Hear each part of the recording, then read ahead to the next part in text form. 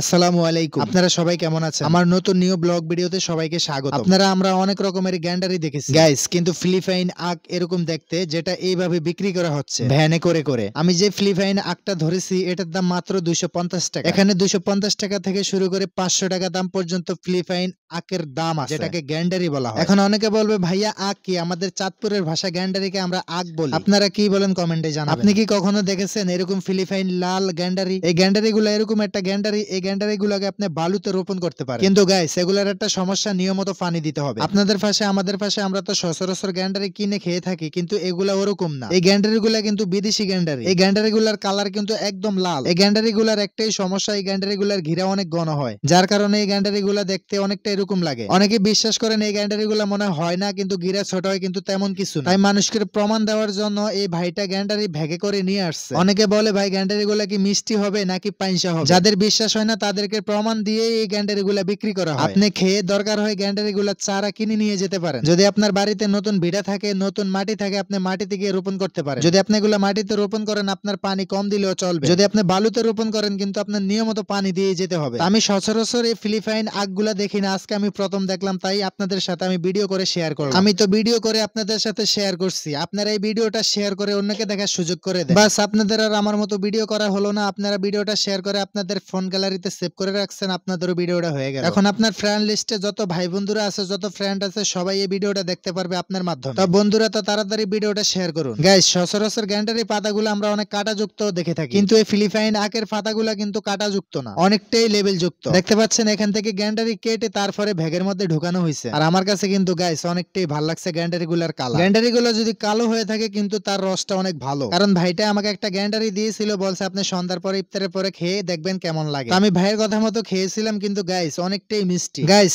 যদি আপনাদের কারো ফিলিপাইন গ্যান্ডারি সম্বন্ধে কিছু জানার থাকে, আপনারা ইউটিউবে সার্চ করলে অসংখ্য ভিডিও পেয়ে যাবেন, আপনারা দেখতে পারবেন। আজকের ভিডিও এখানে শেষ। সবাই ভালো থাকবেন, সুস্থ থাকবেন, নিজের প্রতি খেয়াল রাখবেন। দেখা হবে নতুন কোনো ভিডিওতে অথবা নতুন কোনো লাইভে। আল্লাহ হাফেজ।